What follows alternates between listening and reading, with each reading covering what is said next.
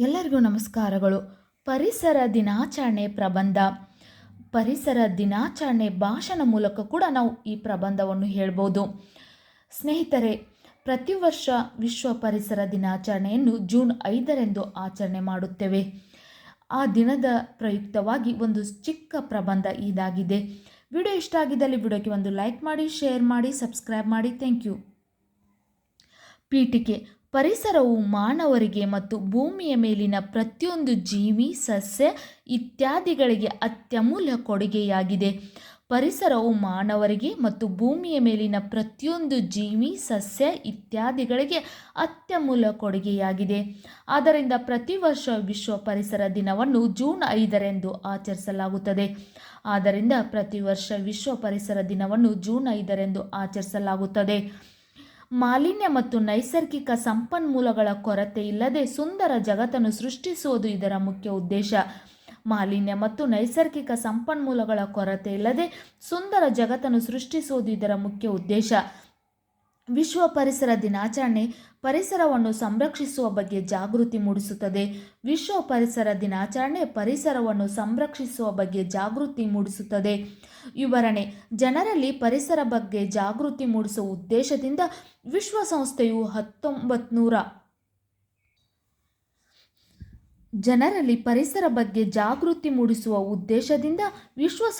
1974ರಿಂದ ಪ್ರತಿ ವರ್ಷ ವಿಶ್ವ ಪರಿಸರ ದಿನವನ್ನು ಆಚರಿಸುತ್ತಾ ಬಂದಿದೆ.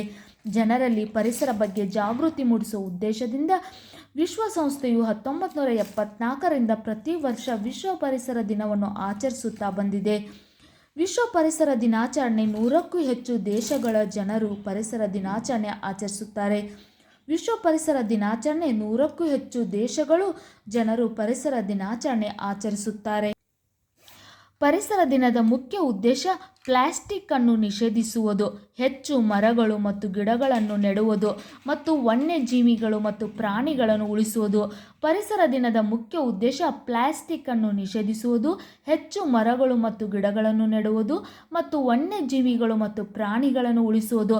ಪರಿಸರವು ಪ್ರತಿಯೊಂದು ಜೀವರಾಶಿಗೂ ಅತ್ಯಂತ ಅಮೂಲ್ಯ ಕೊಡುಗೆಯಾಗಿದೆ. ಕೈಗಾರಿಕಾ ಕ್ರಾಂತಿ ಮತ್ತು ಜನಸಂಖ್ಯಾ ಸ್ಫೋಟದಿಂದಾಗಿ ಪರಿಸರ ಸಂಪನ್ಮೂಲಗಳ ಬೇಡಿಕೆ ಹೆಚ್ಚಾಗಿದೆ. ಆದರೆ ಅತಿಯಾದ ಬಳಕೆ ಮತ್ತು ದುರುಪಯೋಗದಿಂದಾಗಿ ಅವುಗಳ ಪೂರೈಕೆ ಸೀಮಿತವಾಗಿದೆ.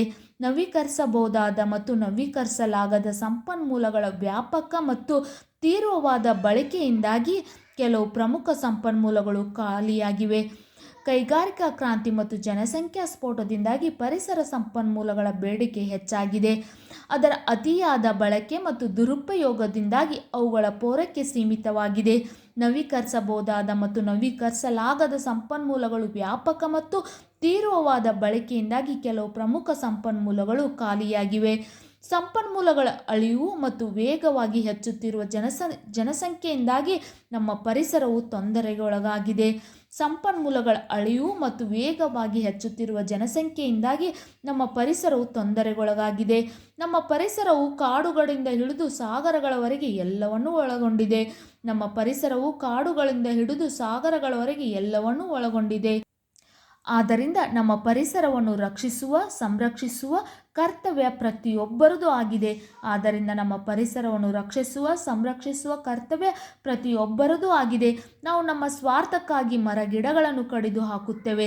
ಇದರಿಂದಾಗಿ ಹಸಿರು ವಿರಳವಾಗುತ್ತಾ ಹೋಗುತ್ತದೆ. ಉಪಸಂಹಾರ: ಕೊನೆಯದಾಗಿ ಹೇಳುವುದಾದರೆ ಪರಿಸರವು ನಮ್ಮನ್ನು ಜೀವಂತವಾಗಿರಿಸುತ್ತದೆ ಎಂದು ನಾವು ಹೇಳಬಹುದು. ಕೊನೆಯದಾಗಿ ಪರಿಸರ ಬಗ್ಗೆ ಹೇಳಬೇಕಂದ್ರೆ ಅದು ನಮ್ಮನ್ನು ಜೀವಂತವಾಗಿರಿಸುತ್ತದೆ ಎಂದು ನಾವು ಹೇಳ್ಬೋದು. ಆದ್ದರಿಂದ ಪರಿಸರ ಉಳಿಸಿ ಮಾನವ ಬದುಕನ್ನು ಹಸಿರಾಗಿಸೋಣ ಬನ್ನಿ. ಪರಿಸರ ನಮ್ಮ ಜೀವನದ ಅವಿಭಾಜ್ಯ ಅಂಗ.